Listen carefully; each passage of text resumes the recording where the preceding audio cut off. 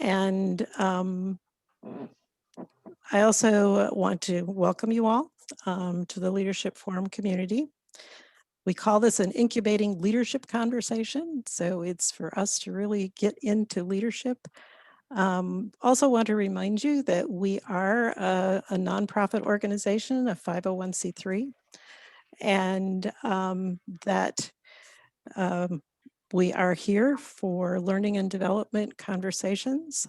We want to be a safe space for leaders to be able to explore new things, come together and kind of get into some difficult topics as we move forward, but really want to people be able to identify topics that they're passionate about and bring people together who want to work together on those topics that really are things that they want to explore and have someone to explore with.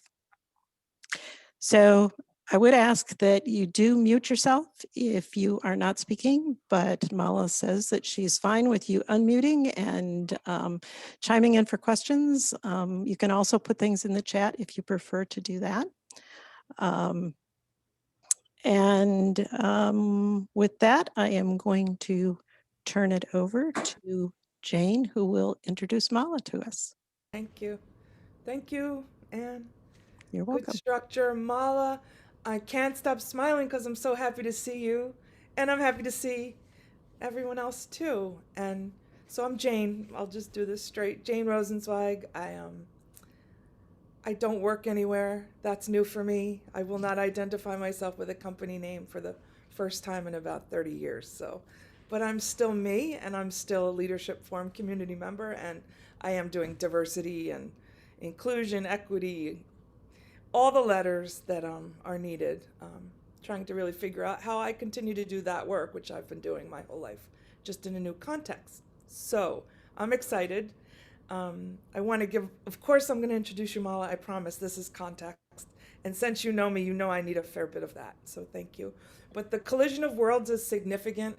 I think for me especially, it reminds me of what Leadership Forum is all about at the core for me, which is humans who care about things that I care about, even if we have really different viewpoints on almost everything else, there's always just this core that I've experienced when I've gone to Silver Bay that I'm like, I just love going there. And so to me, I'm imagining myself standing up in the room with Mala there, and the practice, Mala, you would like it too, is you introduce the person you brought. And so I'm going to do it that way in it. So I won't read your bio, but she has a great one. But I want to let you know why Mala is someone I wanted to join the community, and I'll do it quickly. So, it also involves you, Latonya, and maybe even you, Charlie, but somehow the anti-racism incubator team, version 1, somehow we talked about restorative justice. I think it was, or maybe it was Latonya and I. And then I was like, I know someone who's really into that, and it's Mala. So the origin of this conversation really started in a conversation. So I thought that was worth noting. And then for many of you who I know, and I've mentioned the company I left was Gore. And almost my whole time at going to Leadership Forum, I was a Gore associate. And when I presented once at Leadership Forum, I think in 2007, and what I talked about was what I considered to be a pretty innovative approach to diversity, which was rooted in dialogue and curiosity and connection, and a lot of sitting in circles is what people said to me at Gore when I first got there. Really, Jane, we have to sit in a circle again? And I'm like, yes, and we're going to love it, and we'll talk. And then Mala joined Gore a few years ago. And she took, I think, what was a really good foundation based in dialogue, and she's just made it better. So that's why she uses the phrase restorative practices, and I said, I don't think I know what that is, but what I think we discovered, Mala, was a very shared philosophy and methodology about these things. So I've learned from you, and now I'm inviting everyone else to learn from you. And so Mala is a lawyer. I'll do some of the things. And she would say, oh, you don't have to do all this, but you should know she's been in the Peace Corps. She's done more things than most people I've met, and everything she does, this thread of justice and humanity and being loving shows up. So Mal, I hope that's enough of a intro, but Oh, thank you yeah, that's first of all absolutely for enough. understanding. Maybe more than enough. Okay, thank you. Thank you. So, um, Jane, are you passing a baton, a ball? Oh Okay. yes, Caught it. yes, I am, Okay. and I'm. Awesome. You're in charge, and I'm still here. So, okay. Nice. So I'm gonna just share my slides, and if when that happens, your faces disappear again, I might start looking in a different direction. It's only because your faces appear over there for me. And thank you, Jane, for the introduction. This is going to be a segment on restorative practice. Comes from ideas of restorative justice, comes from restorative processes, always grounded in community, right? And so we'll start with that, a little bit of context, and then some discussion. And hopefully we get some time to break out into smaller groups to just have a little bit of dialogue and then come back together to share our thoughts and close. I hope that sounds good to you all. And as Anne had stated, feel free to just chime in as you want to and use the chat feature. I can't always see the chat while I'm presenting, and I'm sharing my screens now. I hope you can see. I'll track it, Mala, and I'm Yeah, if tracking. Anne or Jane can track it, or if somebody I will. notices there was something in there that wasn't addressed, just feel free Will do. to chime in with that. So do you see my slide, restorative practice? Yep. Awesome. So restorative practice is built on the principle that people matter. And these are just my words, right? But it is the fact that people matter and that every individual is a valuable member of our collective. So we'll dig into those words and get a sense of what does it mean? I hope that you are seeing the advanced slide, but okay, there's maybe a little lag. So the origins. If you can think about our communities in human history, we're a pack of folks, right? Humans travel in packs. We raise our families in packs. It takes a village. We're always a part of a community. As if you hadn't noticed before, I'm sure during COVID, you've noticed the feeling of isolation when we don't have the ability to be in our pack, in our community. So tracking history through our packs and our history, you'll see, modern day, the ability to go from one pack to another pack to another pack to another pack in our travels, in our interactions, and our ability to have this broad sort of communication on the web, on the interfaces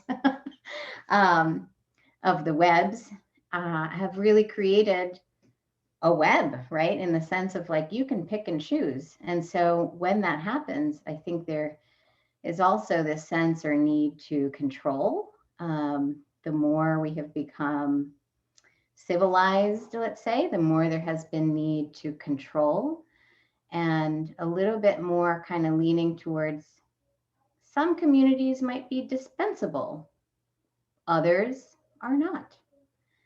And what goes into that decision making around which communities are dispensable and which aren't, right? In a tribal community, if you think about our history, our shared history as human beings, is that every person is a part of that community and you don't cast them aside.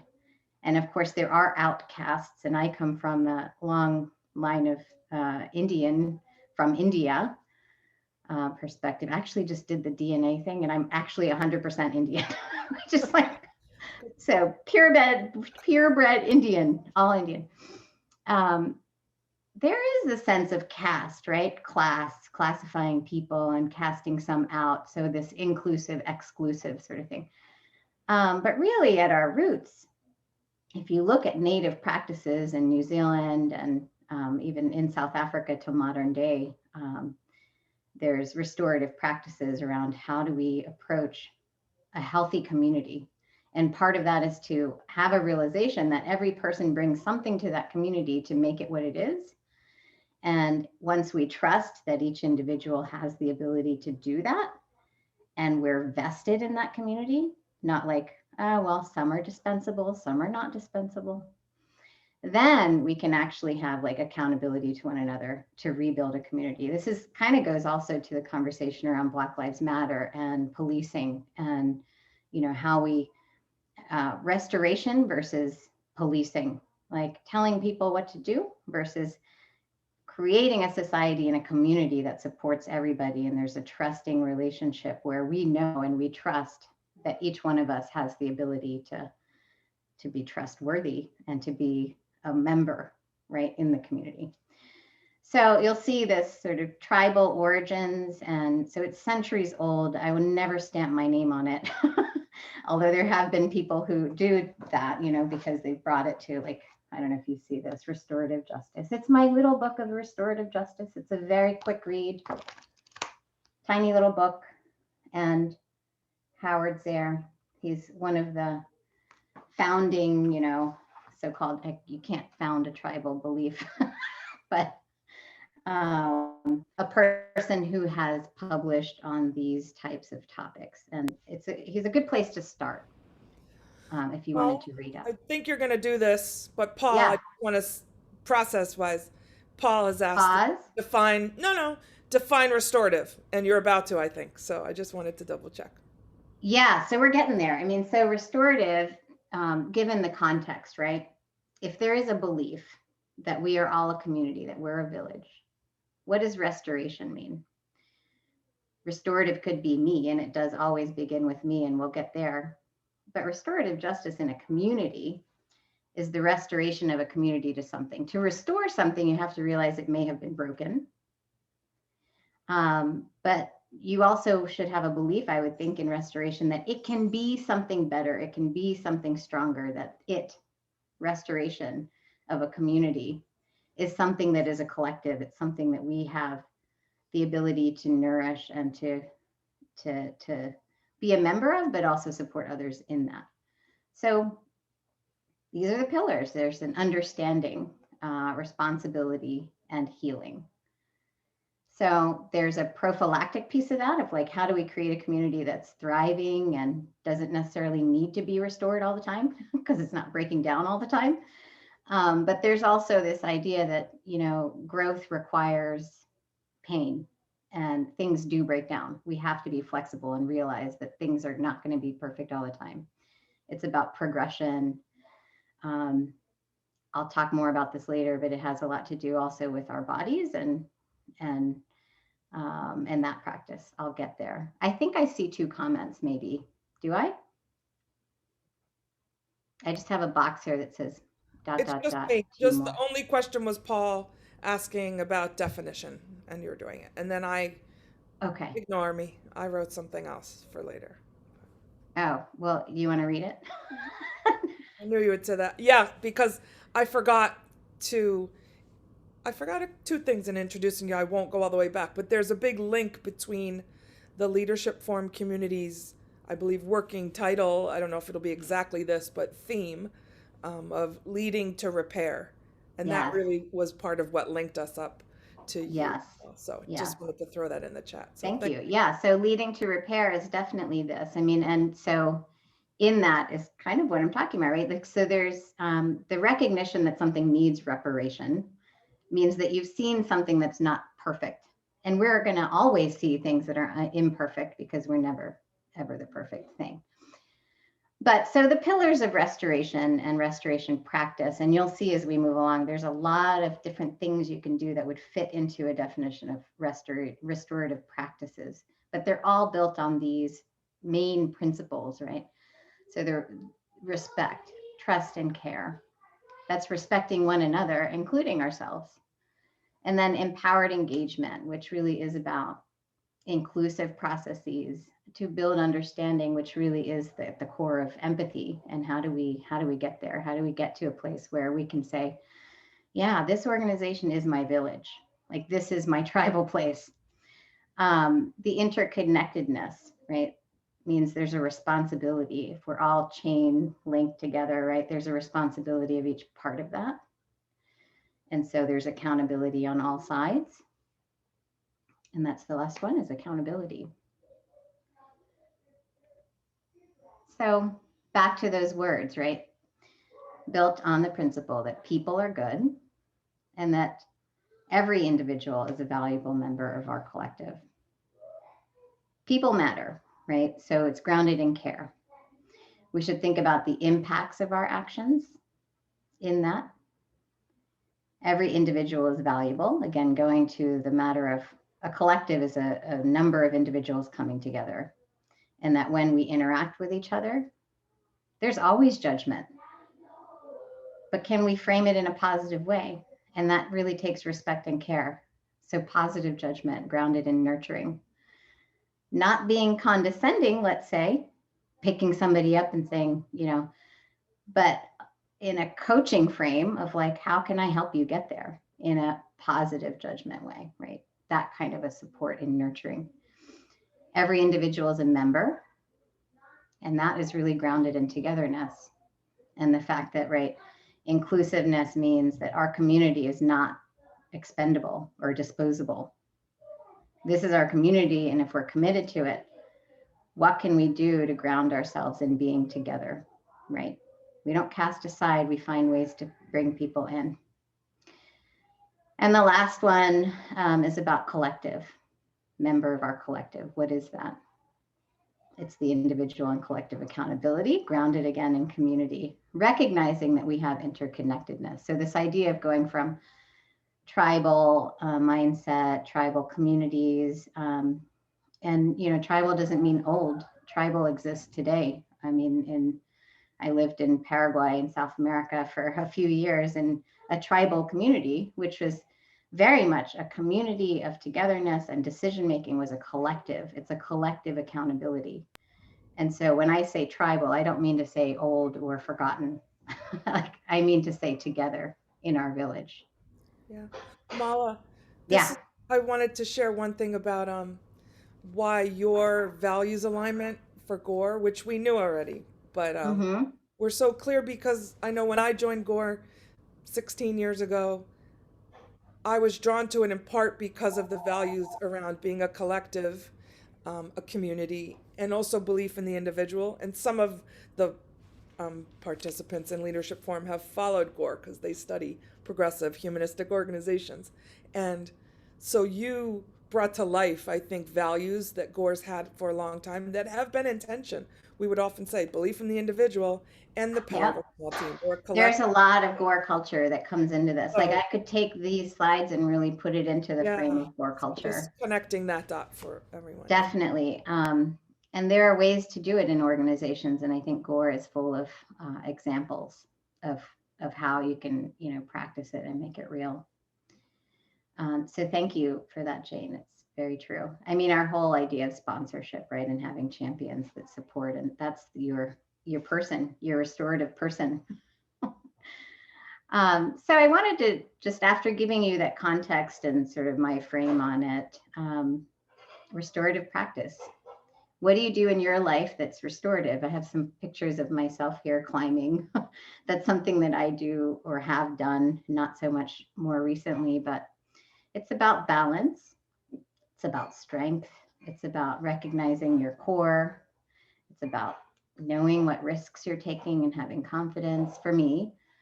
And then what ideals support your own restoration, right? For me, it's about meditation and journaling, and you can't always be perfect. So you see the little hand there hitting the clock. Like, some days I'm just like, I'm done, I'm tired. And that's okay too. That's restorative. That's restorative practice, to know when you need to shut off and get the rest you need. So then the last question is, how can you bring those same ideals to your community, your organization and workplace? And that's where we'll get into like the application of this stuff. But I wanted to bring you all into the room a little bit, and we didn't do like a round robin, hello, who are you, and so on. Jane, I don't know if you still want it. We could do that and just ask this question. What do you do in your life to restore? Because, right, the built on the principle that people are good means also that you believe that I am good, that you are good, that you as an individual is good, and that every individual, including yourself, is a valuable member of our collective. And so without practicing that with yourself, it's very difficult to bring it to others in a way that's authentic and real and meaningful. It's possible, but so open up to folks. Jane, do you want to do a round robin, or it's up to you? Yes. And so because I was telepathically saying, I don't know if we should do it, Mala, but it's good. We're doing it. But here's the request, just in the interest of not, I would say wasting, which Time. would have been the way worse way to put it, but we want to preserve time too. But let's go around and say our name also, and if you want to say where you're from, but really like a sentence to describe a practice that restores you. Is that Yeah, that so? that works. I'll go first. Jane, I'm in New York City and a little out of sorts because I'm sitting in a hotel room, and after a year of COVID, working in a hotel room is somehow striking me as odd. So, what I'll do to restore is when I'm in a good place, it means I will sit quietly and actually just breathe, meditate. And whenever I do it, in whatever way, I'm always like, yeah, do that more. So that helps me usually. Thanks, Jane. Anne? This is Everett. I'm Oh, currently in. okay. Hi, I'm Hello. currently in Montana, where the air is incredibly fresh and beautiful.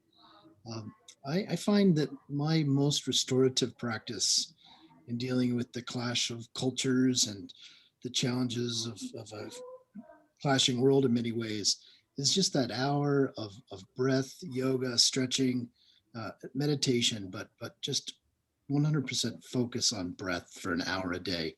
That gives me I think the courage and the calmness to handle whatever comes up. Great. Thank you, Everett. Maybe back to Anne. I had called on you and Sure. so seemed you So, were ready. I need to go outside and I need to be active. So I do a lot of walking on trails near my house. And if I don't get out there every day, I suffer. So I'm really quite addicted to it. Nice. I'm in Wisconsin, by the way. Awesome. Charlie?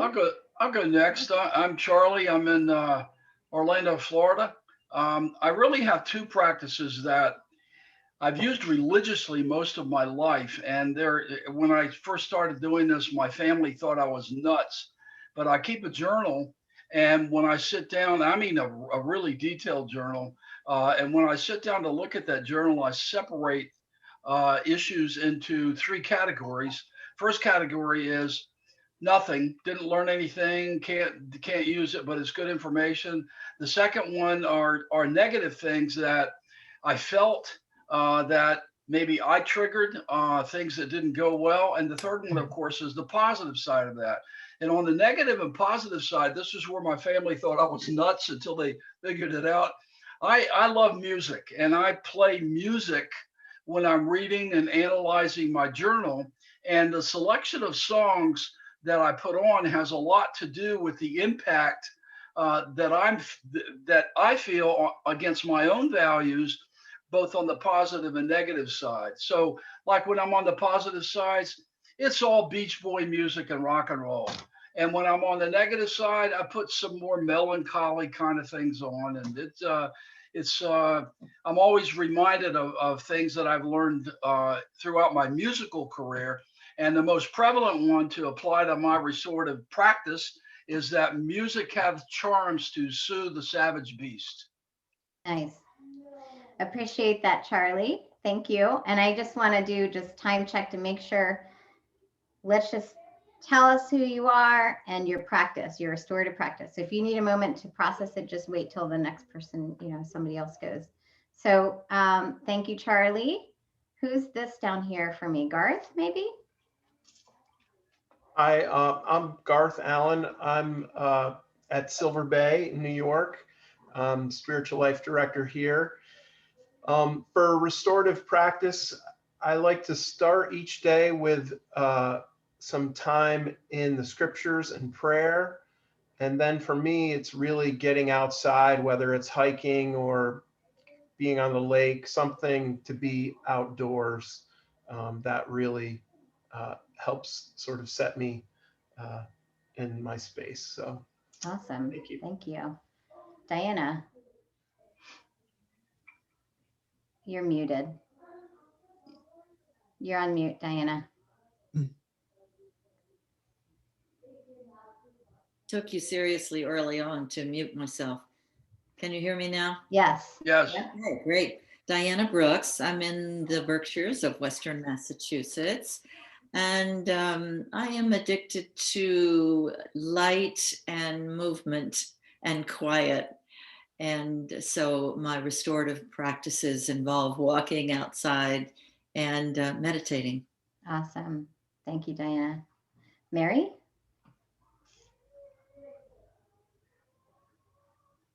Hi, everybody. I wonder if I'm the only person from Dublin, Ireland, who's joining you today. It's spring, it's beautiful, and I agree with all the speakers who talked about the importance of going out to walk.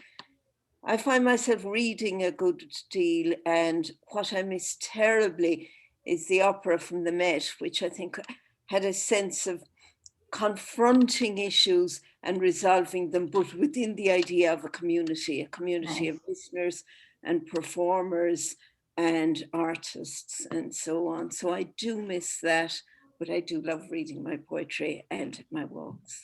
Thank you. Lovely to Excellent. meet you. Thank you, Mary. Paul, how about you? Hi, I'm Paul. I'm in Stone Ridge, New York. I cycle a lot of different practices, but one I've been into lately is improvising on a couple of Native American flutes that I have. Cool. Thank you, Paul. Latonya, hi. Hello, Latonya from Chicago, and I think mine are similar reading. Been trying to read more fiction lately, which has been great. Being outdoors, and then I think the third one is honesty. So being able to, just be direct with people, and that's something. It's been restorative for me to be direct and to create boundaries. So Awesome. Thank you for that one. Awesome.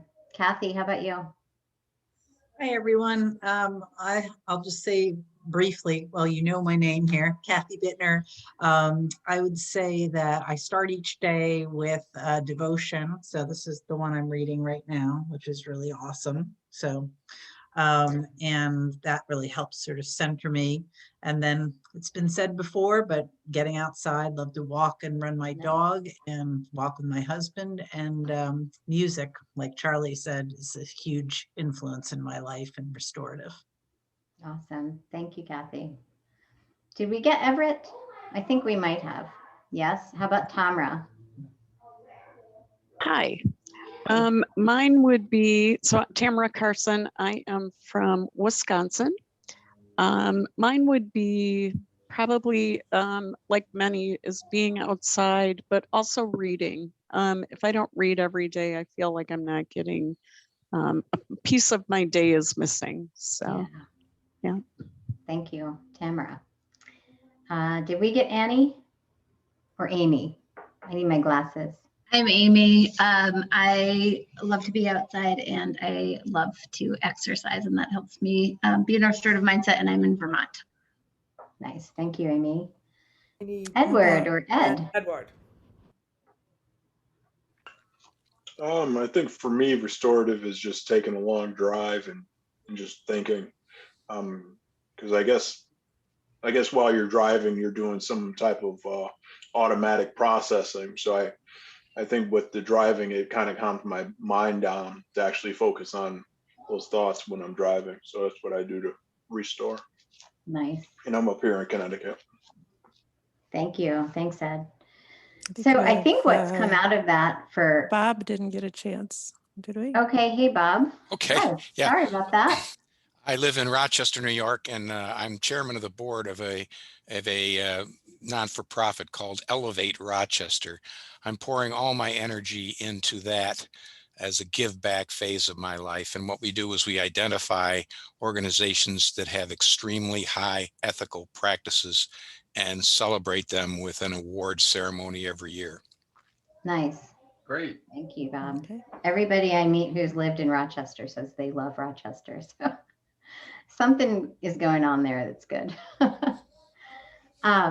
So what I was going to say is that this piece about restorative practice around knowing when it's needed, right? We've all said it's a daily practice. It's an always thing. It's not a sometimes thing. Right, but the identification of when restoration is needed is really important. And I think all of us have ways to find out.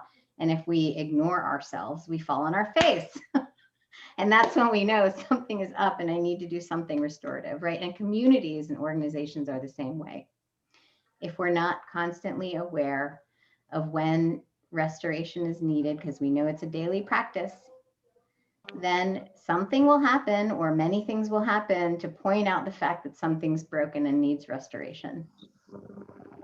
I'll just say again, like, if you want to chime in, you're fine, or you can place your comments in the chat. So some of you, I'm sure maybe most of you have heard of Thomas Kilmann's conflict styles. I draw correlations to that and empowerment. This is my frame of empowerment with. So with is the collaborative. If you look at, I don't know if you can see my cursor, maybe you can. The avoidance aspect is very low on support and low on accountability. And that's when we tell people, no, I'm just not engaged with that. It's avoiding, right? When we're in the to zone, we're in the compete zone with regard to Thomas Kilmann's conflict style, but it's telling people what to do. You're doing something to somebody to force accountability. It's a very low in support, but very high in accountability. These are rules and regulations, and this is what you have to do, and this is authoritarian. The for aspect is very high in support, but low in accountability. It's like the accommodate conflict style. And so when you do for, in the empowerment frame, is more about, it's almost condescending, patronizing. I'm supporting you, but I don't really believe that you can yourself be accountable. And so there's almost a little bit of lack of trust there. It's not showing what I would say is empowerment with, and restorative practice lives in this zone, the zone of high accountability and high support. So it's more like, something's going on. How can I help you make this right? Or what are your thoughts on that? Do you think things are going right or wrong? Like, right, so you check yourself, you're humble, because you know that restoration takes care for self and it takes care for others, right? So restorative practice is all about community and empowering one another, because we have the belief, and in restorative justice, we always have the belief that everybody has the ability to be a valuable contributor to our society, and that they are that. So what we have to do is support them. May I ask a question? Yeah, please. Who is that? Where would you put compromise? Compromise usually lives in the middle here. Okay. But we compromise all the time. We compromise every day. So I feel like it sort of fits in all of them, which is why typically on a chart it's in the middle. Compromise is everywhere. We're compromising all the time. Okay. There's Thanks. no like way around compromise, because compromise is confined in time, in health, what I actually am capable of, like all kinds of things that we're compromising with. So I'd say it fits in the middle because it sort of fits in all of them. Thank you. And maybe that's the downside to compromise. I don't know. So that's kind of the frame. You may have seen the Thomas Kilmann's conflict style, but this is what I'm talking about. The with is empowerment. So you'll see these types of processes in schools oftentimes. So when you're talking about either raising your own children or in the school system, restorative practices and teaching are all about, how can we learn this together, right? Children learn so well with their colleagues and with each other. And when there's a teacher who can be in there with them, getting dirty with them, right? And that's what this is all about. How can we get there? How can I help? And how can we get there together? So it's really centered in caring. And in the heart, it has to be humble, it has to be loving, it has to be caring. If it's not restorative. It's just not. So starting there, I've categorized into 4 different ways that we can practice restorative practice. We can engage and empower. I have a couple little examples here, like really true coaching to the standard of coaching, right? Really belief in the individual and helping another person get to where they want to go without judgment. And At Gore, we use something called Seek to Understand all the time. It's about one-on-one communication. It's about trusting the individual. It's about approaching situations, humbleness with curiosity, group dialogue. I think Jane will talk a little bit more about that, but it's circle practice and group consensus building, multiple party mediations. I've had group dialogue with a few different congregations, for example, and how do we have a community of togetherness when we have these kind of competing congregations, when we all believe in this community in our village, and they do come together knowing that this is our village and there are multiple congregations. So having that group dialogue, a multiple party mediation or a consensus building activity is a way that you can be restorative. Repair and rebuild. So this is about when we have identified a time where, oh, well, I didn't journal this morning and I need to. Something's breaking, something's broken, something's stressed. And so it's all about identifying together what went wrong, what is it that's going on. You can do things like mediation, restorative circles. Restorative circles always start with what happened, how did you intake that, how did it impact you, what is at fault or who is at fault, and then get a sense of whether the person who took the action that created an impact that was negative on the community has the support they need to take accountability. But there's never a way around accountability. And even the person who has done something to impact others in an adverse way, being a part of the community, they know they're supported. They know they're supported, that this restorative circle is here for them and for the community. How can we together, how can we solve this with you, right? It's always in the with you. So there's a lot of sort of re-entry mediation is in that frame when a person has committed a crime against their community and they're coming back home. How do we make sure that that individual is again a part of the community and embraced in a way that's helpful and we can all move forward. So in this is a bit of resiliency. I'm also a massage therapist, which I'm not sure Jane even knew that. But the thing about massage therapy for me, and I actually went to massage therapy school while I was in law school because to me it was balancing like the left and right brain.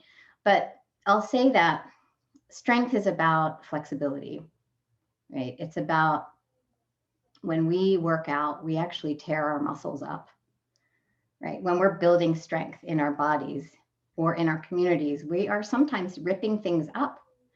But we know we have to, the process of muscle building really is about rest, rejuvenation, and then you tear it up again.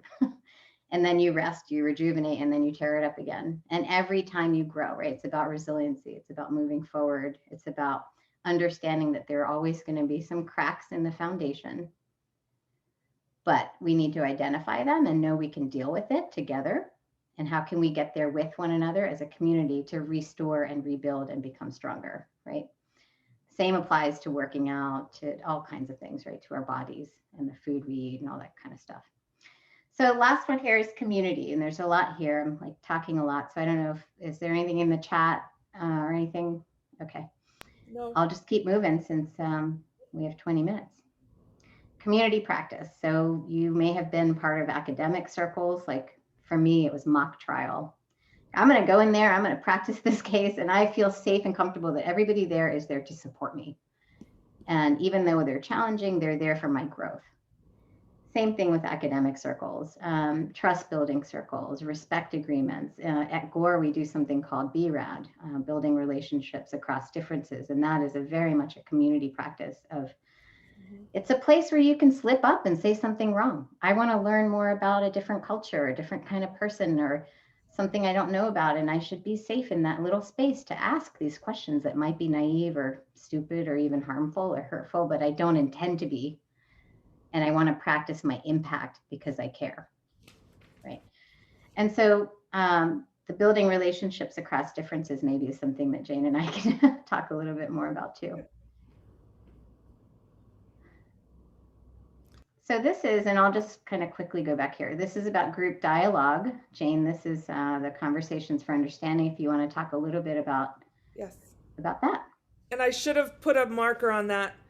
Read it later. I had no intention that this would be read now, but I wanted to, leave it behind to give you a Yeah. feel. So just picking up on what Mala said, yes, I learned that you are a massage therapist as well as all the other things. And I didn't even say coach. So I probably will, as long as I know you, keep learning new huge facts. It's great. As will I. Yes, I hope so. So this is just a note that I wrote to a lot of Gore associates, probably thousands. And I liked reading it because I miss Gore, even though I chose to go. That's a whole nother story. So it was restorative to me to remember this, is the reason I stuck it in. But what it will, if you choose to read it later, it'll really give you a feel for how we framed our diversity work, diversity and inclusion, diversity, equity, and inclusion was really, if I was going to give you the Gore old school diversity approach that Mal is pulling through, and there's great shifts. The words you'd see on the slide that said, what is diversity at Gore, had things like it's about relationships and teams, not initiatives and compliance. Although we cared about those things, that's not where we focused. It was always relational. And I just saw this quote recently in a new thing I'm doing, and it's sticking with me, but just very simple fact. Inclusion is a relational construct, that it's about us and what Mala's saying, people. So this box of words is an invitation that I sent out to a group of associates, inviting them to a thing called a conversation for understanding. You could go to the next one, Mala. So the history of that, again, just wanted to give you, and we can provide it. I thought we would. That's why I thought I'd stick it in there. So these are just slides that moved around from the placement. But we would gather the story of the conversation for understanding, which is a restorative practice, I believe. It's certainly a dialogue practice. And what it's meant to do is create space for conversation about the things that are sometimes said, oh, we shouldn't talk about that at work, but are always talked about at work. So for me, the germ of the idea, and often in unproductive ways that cause harm, and certainly don't drive inclusion. The real backstory for me of this idea came when whatever year the O.J. Simpson trial was raging, and in my life, it was very difficult to be a white person listening to other white people and some of what they were saying about Black people. It was hard in general because I didn't think it was right. It was also hard for me personally because I was a newlywed with a different Michael who's Black. My current husband is named Michael.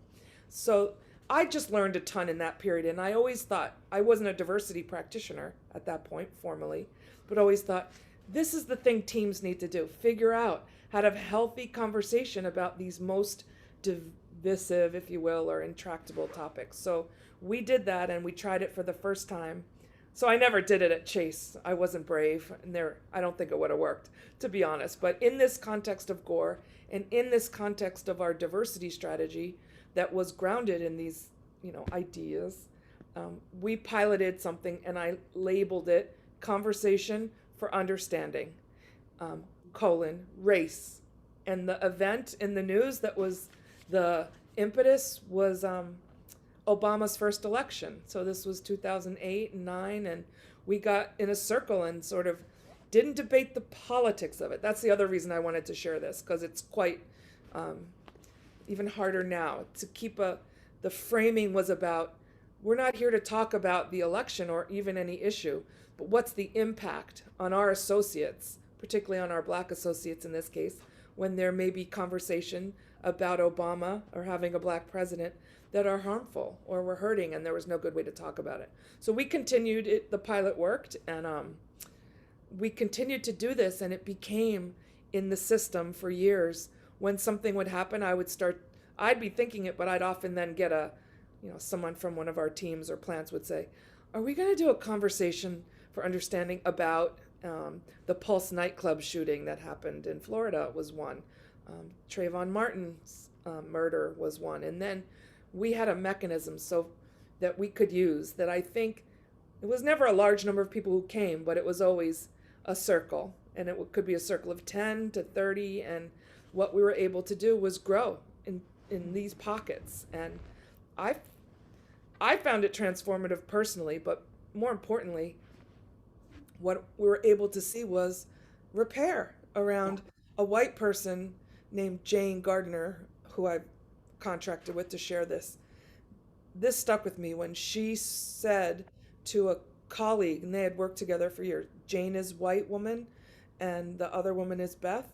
She's a black woman. They have kids about the same age, and it was so simple. But she said, "I've never worried about my son going out in a hoodie," and like it just was discussed. And how Beth said, "Yeah, no, that's real to me. We all worry," and so that whole opening. So I just I'll stop, but I get super excited whenever I see these type of across boundaries or across differences dialogues happen, and they work out and people grow and it's okay. So that's what I wanted to share, this sort of inspiration I got from Mala to keep going, because there wasn't so much interest in this approach after a little while at Gore, and Mala resurrected or resuscitated, not resurrected. Sorry, I didn't mean to get all cuckoo extra, but thank Restorative. you. So for that, it was restorative. Yeah. Yeah. So the just thing wanted to about an like having application. conversations when things blow up, is that if you're not in a community that is used to like normalizing conversation, it becomes very polarizing.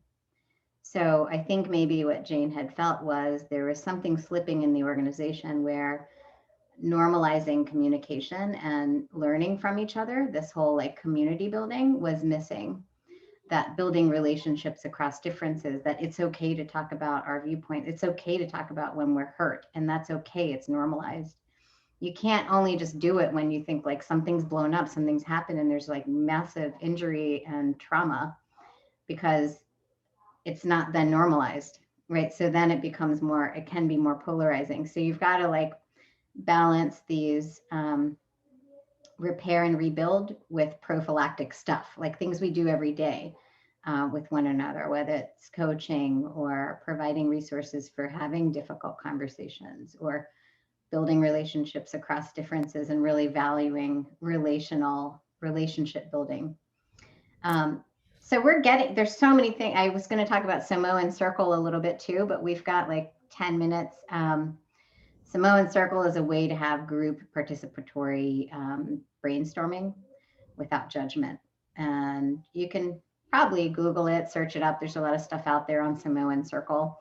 It's a practice that actually I did it once at Gore, and we had a veteran who was in Afghanistan 3 times, and he said this is what they do in Afghanistan when they're making community decisions, right? Wow. And it's essentially having a shared floor, a shared forum for everybody to listen. There's open transparency and there's not interruption, and everybody has a chance to sort of circle in and out of the conversation. That's essentially what it is. But with our 10 minutes, do you think it's worth breaking into smaller groups for a little bit of time? We could. What I was thinking to do is have each of you, go into a smaller group and talk about, you could pick one of these 4 categories and think about what you've done in those areas, because I'm sure you have restorative practice. You just may not be calling it that. Would that be helpful? I see maybe something in the chat. Nothing in the chat, as long as it's 5 minutes, right? And you need a couple minutes at the very end, right? So maybe we just have an open conversation. I'll just ask the group then. Do you feel like you have had restorative practice in your world? Is there something that's coming to mind?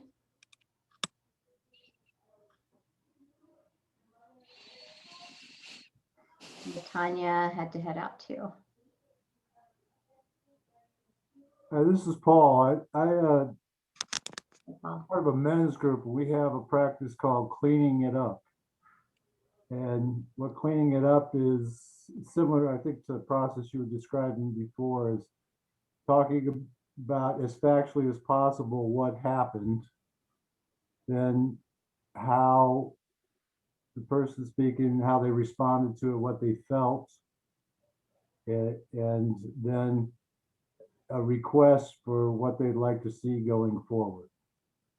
It's a simple process, but if there's something out and it's a standard of the group that, if you have something out with somebody, you clean it up, and that everything's on board. Nice. Paul, the one thing I'd add to that to make it restorative, like truly restorative, is the last question. I think you said, what would you like to see happen? What can we do to clean it up? What will I do? What will each of us do? What is the commitment that I'm making, right? So in our conversations to understanding, I've never left it as a, let's just vent. That last checkout question is, what is one commitment that I can make in front of this group who's going to keep me accountable to clean it up, right? So then each individual in that community is taking their own portion of accountability and they're saying it out loud in public for others to hold them accountable to it. Right. Yeah. It's not like, oh, that's nice and that's your problem, right? If we're a community, we gotta say it out loud and hold each other accountable. Mhm. I can relate to the trust building circles because that's the center of my business. I work in organizations and constantly help to coach groups of people to understand the behaviors needed to build real trust. So that's kind of what I do, center of my business. Awesome.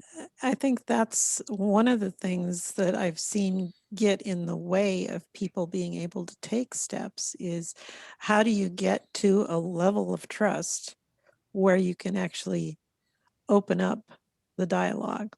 It's all about psychological safety and how you achieve that. Mm-hmm. But I think that's where we frequently just can't get over that hump. I'll have to say a lot of my practice, Anne, is being that facilitator, the mediator, or the neutral in the room who helps a community get there. Because it's very difficult for a community who's not all together in it to be able to be neutral in facilitating that safety that's needed. So what Bob's talking about, like that, the safety. You have to teach leaders to understand that fear, you have to reduce fear. My favorite saying is the absence of fear is the incubator of trust. Mm-hmm. Great comment. I'd say I'd add one little nuance to that, Bob. I'd say the acceptance of fear, because we can't be afraid of it, and we can't.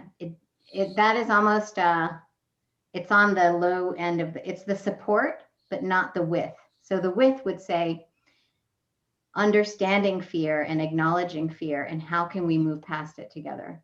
Because fear will always be there, and we can't deny it. Great point.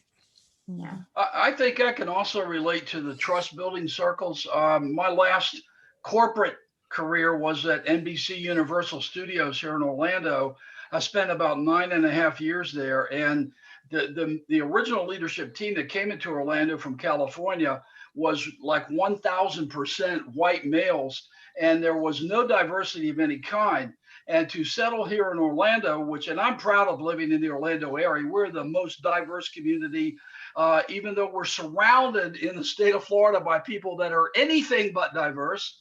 But what we did in the early days at Universal to get rid of the fear and to really open up a community to engage and empower people to be a very different kind of theme park was that we started a process called Let's Talk.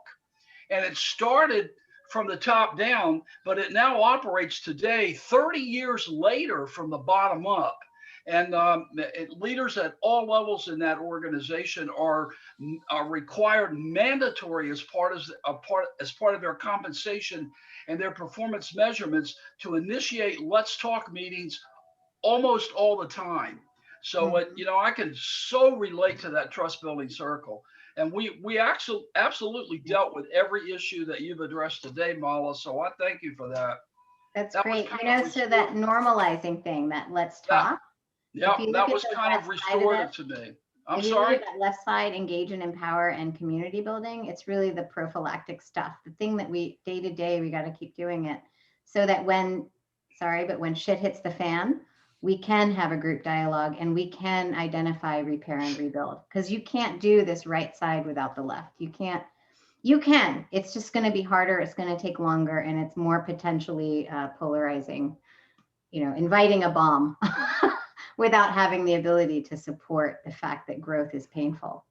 Well, it's part of the culture at NBC Universal today. And it's only because, this process worked. I mean, it absolutely worked. And I agree with Bob. There was an enormous amount of fear. People were told from the leaders in California, if you try this, you're going to be fired. And they weren't fired. So, there was an enormous amount of fear out there. It happens. Yeah.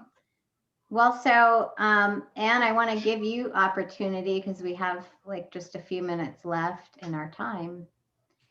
Okay. And with that, I'll also say, thank you so much for having me. I'm happy to send the slides over to Anne, or maybe via Jane, we can get those to you. Yep, that would be fine. And we will publish those along with the recording and Jane's document so that people can go back and review or share it with your friends and colleagues who couldn't come. And so they can get the benefit also. So Mala, it was great having you. I wish we would have more time to dig into this because I think it's a huge topic.